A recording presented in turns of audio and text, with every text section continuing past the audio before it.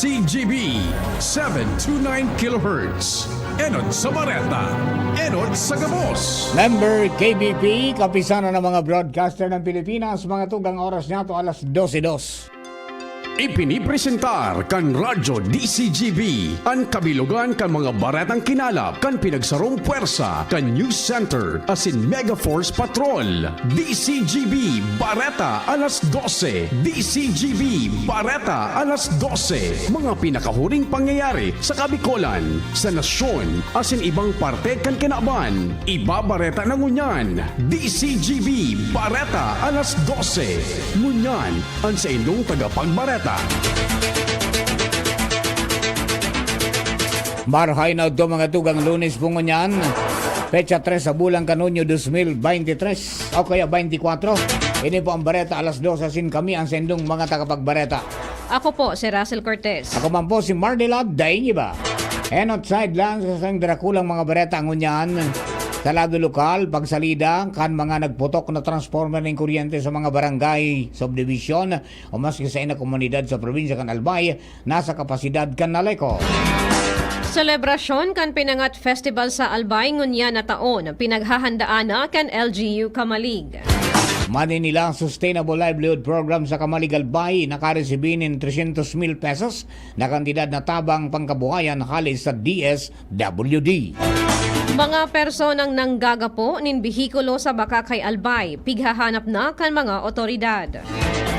Sa lado nasyonal, akusasyon kan China na pigraraot ang katrangkiloan sa Indo-Pacific region kinontistar ni Presidente Bongbong Marcos Jr. Pilipinas sa giraray na pigmidbid bilang Emerging Muslim-Friendly Non-Organization of Islamic Cooperation kan Department of Tourism. Primerong kaso ng vape-related sa nasyon ikinaadit ni House Deputy Leader asin Iloilo Congresswoman Janet Garin. Undersecretary Claire Dennis Mapa sa giraray na pigdesignar ni Presidente Marcos Jr. bilang National Statistician asin Civil Registrar General kan Philippine Statistics Authority. Sa ibang nasyon, sarong piloto gadan matapos na makabanggan ang duwang salit na aeroplano sa Southern Portugal durante kan air show. Maratang sports, Pinoy boxer na si Carlo Paalam laog naman sa Paris Olympics. Yan ang headlines sa detalles ng mga bareta enot sa lado lokal. Ang baretang ini hatod sa Indokan. Healthy energy na ba ang hanap mo? Mag-Enervon araw-araw. Nasa kapasidad kan Alba Electric Cooperatibo Aleco na salidahan ang mga busted o nagputok na transformer ng kuryente sa mga barangay subdivision o maski sa ina komunidad sa probinsya kan Albay. Ilan sinabi ni Ans Galero, ang Public Information Officer kan Aleco, sa entrevista kan DCGB News. Katakot ini kan reklamo kan sarong konsumidor na taga barangay Bunot, Legazpi City na nasa 5 aldaw nang nakaka-eksperyensya nin brownout daylan kan busted na transformer sa indang lugar. Sinabi kay ni na igwang nagsusyon sa sindang barangay na magkontribusyon ang mga residentes para makabakal nin bago na transformer ng kuryente. Mientras tanto, sinabi ni Galero na pwedeng magkontribusyon ang mga residentes ng barangay kung maawot nindang magbakal nin dagdag na transformer para sa sindang komunidad, pero bako ini para masalidahan ang naraot na transformer dahilan tana sa kapasidad o obligasyon ni kan Aleco na magsalida kay ni. Ang baretang ini hatod sa Indokan. RightMed. Pag may check, that's the right one. The right one is RightMed. Pinaghahandaan na kan lokal na gobyerno kan Kamalig Albay ang selebrasyon kan Pinangat Festival ngunya na Hunyo 2024. Kung magigiramduman na haloy ng dai na isi-celebrar ini dahilan kan pandemya. Asin ka nakaaging taon nakaschedule na ini na iselebrar. Alagad ipinag-oktaba ini gibo kan pag-alboroto kan Bulkang Mayon. Sa ngunya na marhay na an panahon piglalaoma ni Mayor Caloy Baldo na mapadagos na ang selebrasyon kan sa indang identity na iyo ang Pinangat Festival. Ang baretang ini hatod sa Indokan. Liver Aid Silimarine Capsule. Liver Aid. It's liver or lover, boys. Nakaresibin ng kabilugan na 300,000 pesos ang nakantidad kantabang pangkabuhayan ang Manila Sustainable Livelihood Program o SLP Association kang Kamalig Albay ali sa Department of Social Welfare and Development o DSWD Bicol. Sikong kay Kamalig Mayor Carlos Erwin Baldo, magagamit kan asosasyon ang naresibin ng asistensya sa pagkapakusog kan seguridad sa pagkakan asin ekonomiya sa pagimaning pagtaon ng prioridad sa produksyon kan kanding sa mga komunidad. Tinawanin doon kan alkalde na mapapakinabangan ka mga paraoma ang tabang pinansyal bilang kapital sa pagpapakaswag kang produksyon nin kanding. Padagos na pinaghahanap asin pinag-iimbestigaran kan mga otoridad, pati kan mga kapulisan asin tanod kan barangay Panarayon baka kay Albay. Sa kunsisay ang duwang persona na nagagapo kan mga bihikulo kan nakalihis na Sabadong Banggi. Ini matapos na makaresebisinda nin reklamo manungod sa duwang bihikulo na ginapo kan duwang persona na nakamotorsiklo kan Sabadong Banggi. Nagkukondusir na nin investigasyon ang mga otoridad asin nagkukuha na nin mga CCTV footages tangani mamidbidan kung sisay ang duwang lunad kan motorsiklo. Sa iba pa niya itong mga baretang lokal, nagtaon ng mga libreng medical asin dental na serbisyo, vaccination, mga legal na konsultasyon asin iba pa. Ang lokal na gobyerno kan Daraga sa ginibong arangkada bandwa serbisyo karaban sa barangay Tabon-Tabon Daraga Albay kan nakalihis na aldaw. Ang iba pang mga serbisyo na pig-opresir sa nasabing aktibidad, iyo ang birth registration, marriage license application, mga aplikasyon man para sa sidula, senior citizen, PWD asin solo parent registration.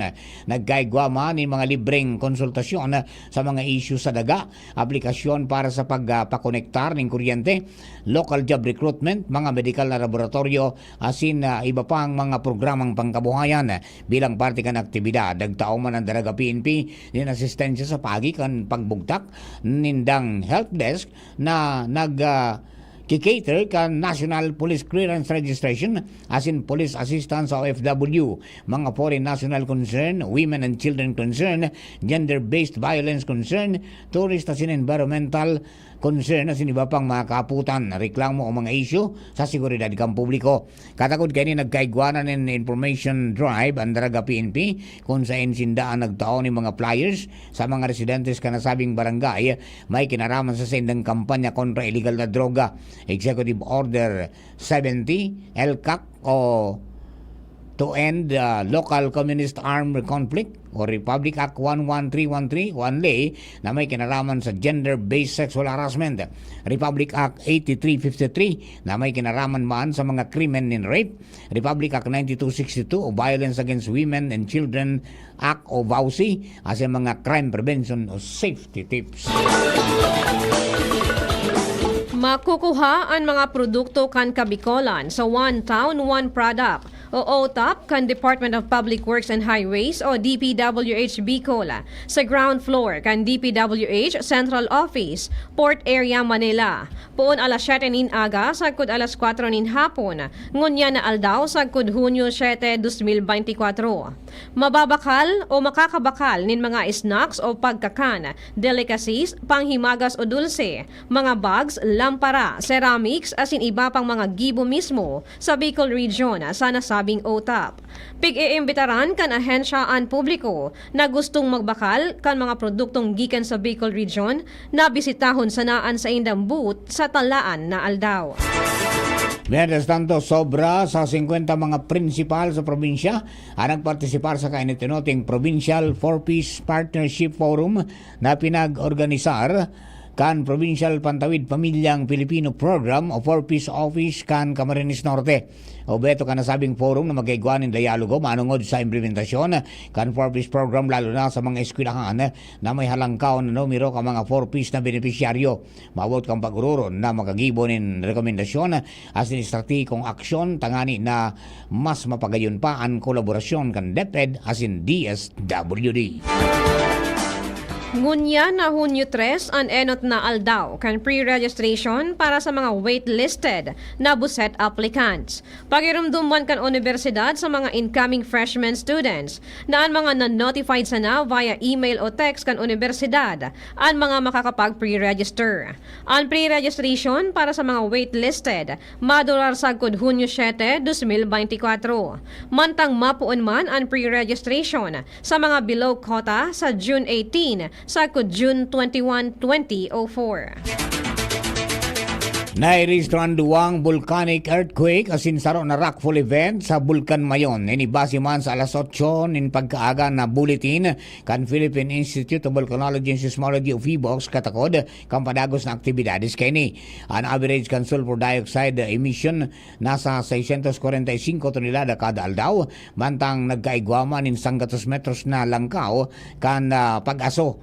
Apera kaini padagos pa ang ground deformation mantang matinido ang nakabandera ang alert level 1 sa palibot o status kan Bulkan Mayon.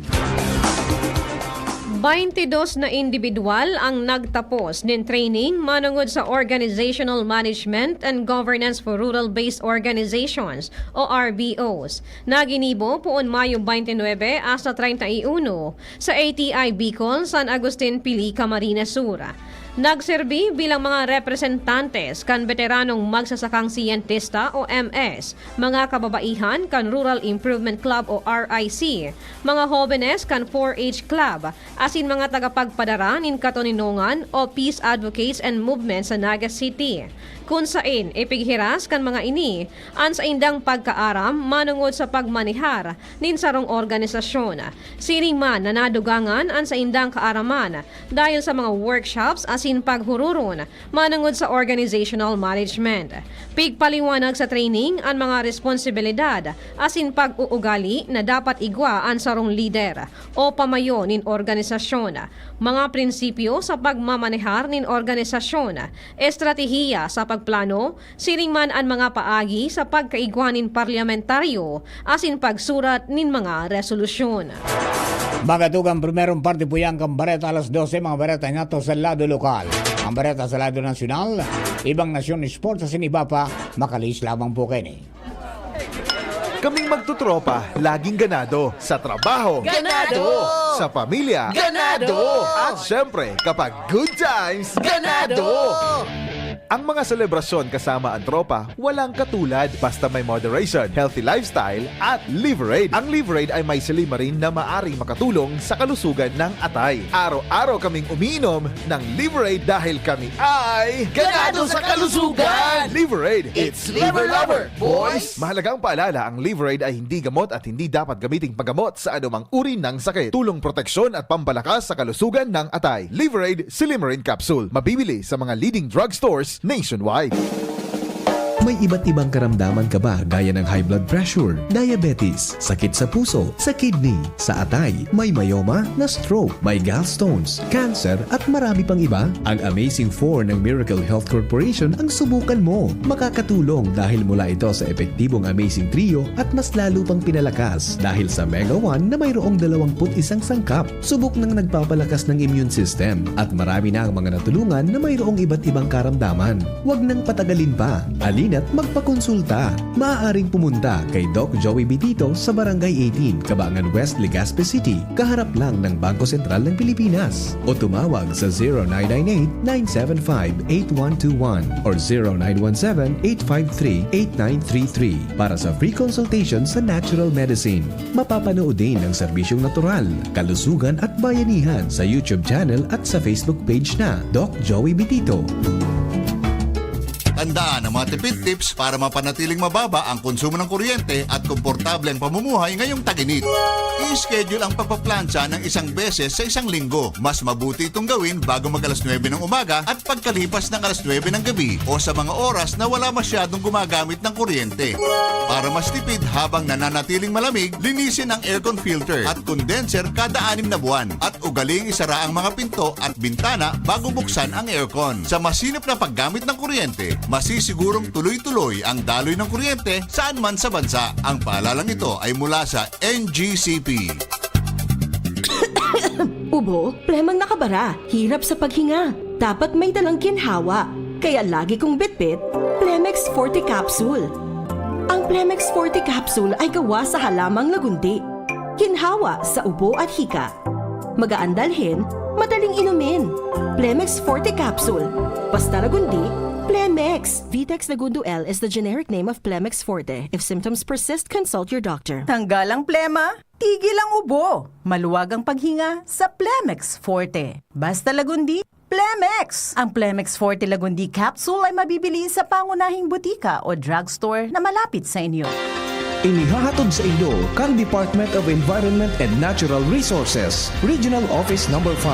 Ang programa Kapalibutan Ta at Tamanon Ta. Kapalibutan Ta at Tamanon Ta. Programang magtataon ng impormasyon asin kaaraman, manangod sa satuyang kapalibutan, asin sa mandato kan Department of Environment and Natural Resources. Sa tunghinanyugon, kada Huwebes alas 11 sagkod alas 12 nin pagkaugto, Kapalibutan Ta at Tamanon Ta. Hatod sa inyo kang DENR Regional Office 5 asin kan istasyon na ini.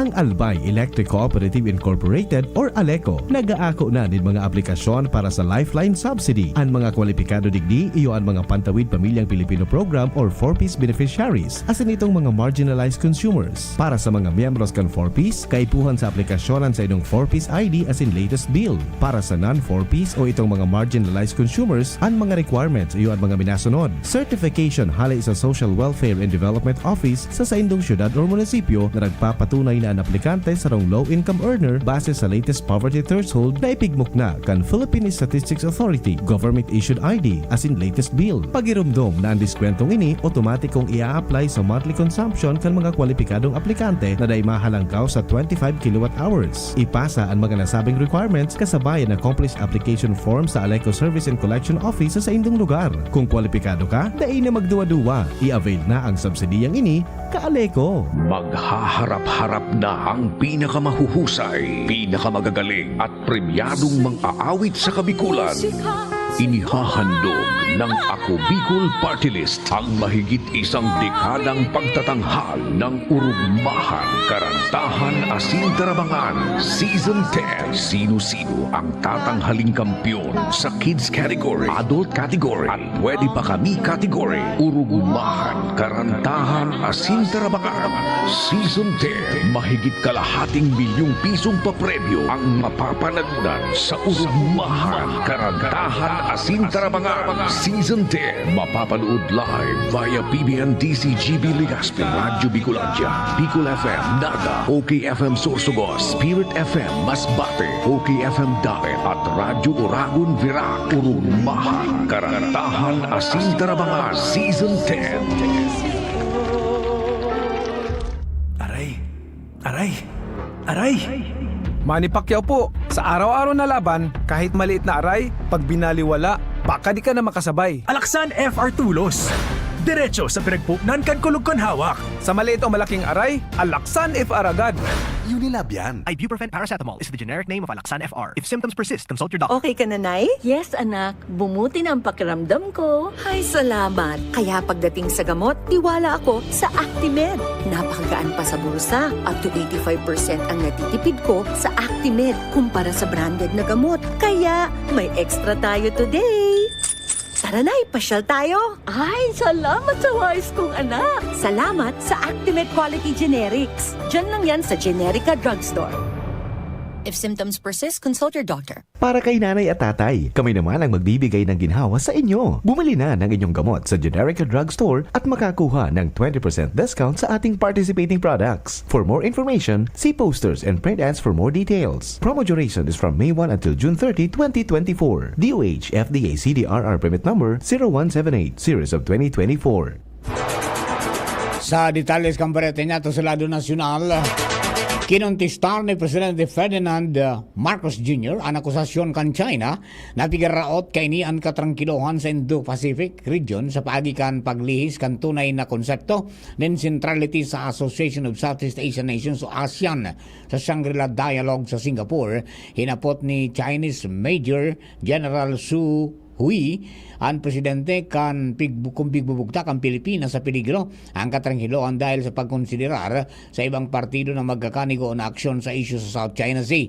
Sigon sa presidente, mantenido ang commitment kan Pilipinas sa katranghiloan asin ASEAN centrality kung kaya kabaliktadan ang pigsasabi kan general pangkinaaban na isyu ang peace asin stability sa South China Sea kung kaya magkakanigo sa nang tukaron ini sa mga diskusyon. Importante man ini na sa pangkinaaban na negosyo asin ekonomiya dahil kabanga kan trading sa bilog na kinaban digdi nag-aagi. Tinawang paninduong kan presidente na nagsusunod ang nasyon sa prinsipyo kan ASEAN pon pa kan makriar ini. Ay na minidbid ang Pilipinas bilang sarong Emerging Muslim-Friendly Non-Organization of Islamic Cooperation o OIC destination sa Mastercard Crescent Rating Global Muslim Travel Index o GMTI sa ikaduwang magkasunod na taon sigon sa Department of Tourism o DOT. Ikinaugmaman kan DOT an award asin itinampok ang mga lakdang para mas mapakarahay ang turismo nin halal araw kan pagpromotir nin mga halal na pagkaon asin pag-incorporate kan mga Muslim-friendly amenities. Tinawanin doon ni Tourism Secretary Cristina G. Fraxo ang importansya kan halal tourism sa pagpapakusog kan competitiveness asin inclusivity kan nasyon. Sinabi niyang ang pagmidbid na ini parte kan mas pinahiwas na esperso sa irarom kan National Tourism Development Plan asin katakod nin sarong kasunduan kan pakikipagtabangan kan turismo na pirmado sa pagbisita ni Presidente Marcos Jr. sa Brunei Darussalam. And as tanto kinaadit ni House Deputy Majority Leader asin Iloilo Representative Janet Garin ang primerong kaso ng vape-related sa nasyon. Kasabay kini, nagpatanid si Garin na dating sekretary kan Department of Health o DOH sa publiko kontra sa paggamit ng vape na pagigibong pansalida sa sigarilyo. Sinabi ni Garin na dapat man na itama ang kaisipan na mas ligtas ang vape kaysa sa sigarilyo dahil pareho ining nagdadaranin danyo sa salud. Ipinunto ni Garin na igwaan ng unyanin medical conditions na pigaapod na e-cigarette o vape. Sigon sa Global Youth Tobacco Survey, sa raw sa kada 7 hobenes na edad 13 sa 14 anyos ang nagagamit na nin vape. Tinawanin doon ni Garin na ang hobenes nagiging addict sa nicotine lalo na tamay maniba-ibang flavors kanasabing electronic device asin ang iba kada aram ang ingrediente kay ni. Kinumpirmar kan Department of Migrant Workers o DMW na pigtatrabaho na ninda ang posibleng clemency sa duwang overseas Filipino workers o OFWs na nasa death row sa Brunei. Sa row sa OFW ay si Edgar Puzon na nasintensyahan in death penalty dahil sa paggadana sa kapwa Pinoy worker kan 2005. Pero ang sintensya ibinaba sa life imprisonment. Naglalaom ang DMW na atab ini makakalibre pag-abot kan edad na 70 anyos sa Enero kan masunod na taon. Ang sarupang OFW ay si Cyril Tagapan na sentensyado kan 2016 sa panggagadan sa sarong Brunei citizen para sa arson asin theft. Sinabi ni DMW Secretary Hans Kakdak na nagibo niyang mabisita ang duwang OFW sa saindang karsel sa Brunei. Si Kakdak, parte kan delegasyon ni Presidente Ferdinand Marcos Jr. sa duwang aldaw na state visit kaini sa Brunei Darussalam kan Mayo 23 hasta 29, 2024. Nakikipag-koordinar na ang DMW sa mga local law firm para magsumitir nin petisyon nin clemency sa Attorney General's Chambers asin sa Privy Council kan Prime Minister's Office. Piglalakaw man kan DMW ang kadagdagan na compassionate visit sa duwang Pinoy. May pondo ini na mapaasan kan gabos na gastos para sa compassionate visit kan duwang pamilya asin parientes kan duwang OFW. Piglinaw ni Presidente Ferdinand Marcos Jr. na dahil siya nagtatrabaho para sa China o sa Amerika o sa anuman na darakulang nasyon dahil sa solamenteng Pilipinas na ang sa iyang pigsisirbihan. Inang tinawanin doon kang Presidente sa takaw kang pagkikipagdialogo kay Lithuanian Prime Minister Ingrida Simontje sa Singapore. Inuyunan man ni kang Premier Ministro na sangunyan na ang pangmaan sa isyong may kinaraman sa teritoryo kontra Russia. Parehong nagtutubod ang duwang leader sa poder ka mga international international laws asin parehas na pigrespeto asin piglalaban ang desisyon sa international scene manungod sa tensyon sa teritoryo. Tinawanin doon kang presidente sa Defense Summit na may realidad ngunyan na nakakaapekto sa kagabsan na seguridad asin desisyon ka mga nasyones araw na sana kan tensyon kan Amerika asin China. Sigong kay Presidente Bongbong Marcos Jr. bako sana regional an issue sa West Philippine Sea dahil agihan ini sa trading asin ang programa digdi nakakaapekto sa pangkinaban na ekonomiya. Sa giraray na pigdesignar ni Presidente Ferdinand Marcos Jr. si Undersecretary Claire Dennis Mapa sa ikaduwang termino bilang National Statistician asin Civil Registrar General kan Philippine Statistics Authority o PSA. Enot kaini bago madesignar sa posisyon kan 2019, nagserbi si Mapa nin 5 termino bilang Dean asin Profesor kan Statistics sa School of Statistics sa University of the Philippines. Kinabutan man kaini ang importanteng posisyon sa man iba-ibang mga organisasyon asin proyekto kaibahan ang UP Statistical Center, Research Foundation Incorporated, Governing Board of the Philippines Statistical Research and Training Institute, Philippine Statistical Association Incorporated, asin Gas Policy Development Project. Kabareta niya to sa ibang nasyon, gana ng sarong piloto matapos na magkabanggaan ang duwang salit na aeroplano. Nangyari ang insidente sa sarong air show sa southern Portugal. Sigon sa mga autoridad, may anom na aeroplano ang kaentra sa Beja Air Show, alagad nagkaigwanin banggaan ang duwang aeroplano. Ang mga aeroplano puro mga Yakovlev, Yak-52 na sarong Soviet-designed aerobatic training model.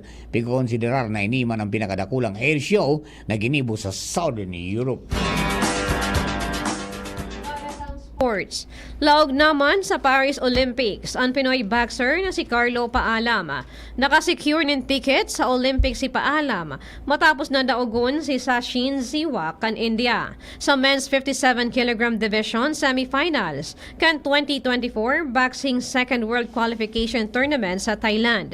Garong reunion ini ni Paalam sa mga kapwa niya boksingero asin Olympic qualifiers na sina Yumar Marshall asin Nesty Petesio na nakaibahan man niya sa Tokyo Olympics kan 2020. Mantang si Paalam ang ika-14 Filipino athlete na magiging pambato kan Pilipinas sa Paris Olympics na gigibuhon sa Hulyo 26 sa Agosto 11. Sa satuyang bareta sa siyensya at teknolohiya, stand-up electric hydrofoil with steering ang pigluwas na bagong imbensyon ngunyan ka mga eksperto sa siyensya at teknolohiya sa kinakaban. Sa idang sinabi na pwede kang maglayog sa itaas kan tubig sa innovative hydrofoil na ini. Dinisenyo kan Pelajon ang advanced personal e-mobility device na tampok ang dual mast assembly na mas magpakusog kan estabilidad asin maneuverability. 1.75 meters ang laba kan main hull asin may timbang na 104 kilograms. Ang hydroblade na nagpapadalagan may kapasidad na abuton na ng speed na sagod 70 km kada oras. Ang dual 5.5 kWh batteries igwaman in runtime na sagod 4 na oras o full charge na magsisiguro man kan long lasting adventure. Istorya na iiba. 30 kilos ang higanteng goldfish na nabanwit kan sarong Briton sa Blue Water Lake sa Champagne, France. Asin inapod ang sira na The Carrot. Sinabi ni Andy Hackett na inabot nin kabangang oras ang pakikipagbutungan niya nin banwit dahil magabat asin makusog lumaban ang goldfish na si The Carrot. Sigon sa management kan Blue Water Lakes, 15 taon na ang nakalihis kan dinaraninda sa saindang lake ang sira na si The Carrot. Kaya ini nagdakula asin uminabot sa timbang na 30 kilos.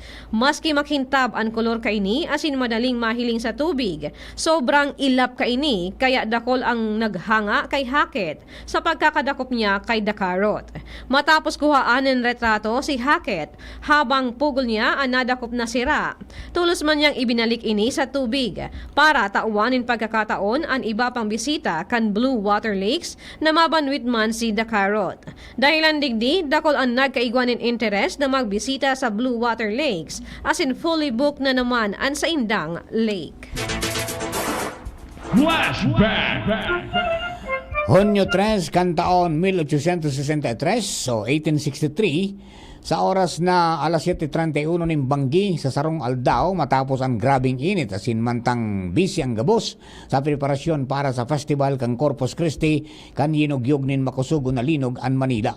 Ang linog nagdurar ning kabangang minuto sana sufisyente na para gabaon o bago na itsura kang bilog na Manila. Nagkagaraba maging ang mga makusugo na edipisyo, narumpang ang mga lanob, nagkabarari ang mga beams asin nalubong ang ginatos na mga habitantes kini. Magatugang yan na po ang kabilugan kan sa tuyang alas 12 mga bareta at tinipon natin kinalap sa DCGB News Base sa nakalihis na 6 oras. Sa pangarang kanakaibanan niya to sa pagsurat kan mga bareta, Jenny Matthew Balyaran, Russell Cortez, Sierra May Leron, asin Mary Joy Jaresco. Lado technical, kasabay niya to sino ang kasama natin? June Apolis pa na yun. Nagbalit ng damit eh. Mantang yaman sa DCGV Social Media Department, si Jerome Nico Martinez. Hello kay Beth Banua, watching. Siring man si News Director Emeritus Edwin Peralta. At saka siyempre si partner King Rinaldo watching dyan po sa Bankirohan o Bunker Hill. Siring man kay Jeffrey Santos dyan po sa Queensland, Australia. Sa pangarap po kabilong na tropa ka Mega Force Patrol, sila man ka mga tabay niya to sa 729 kHz sa pitanga sa mga radyo. Kami po ang sa mga naging tagapagbareta. Ako po si Russell Cortez. Ako man po si Mardila Daingiba. Thank you for keeping us company. God bless the Philippines. Sa inyong nadangog ang mga dalakulang bareta ngunyan aldaw. Ang tabayan ng giraray sa aga, ang sarupang edisyon kan DCGB Bareta alas 2.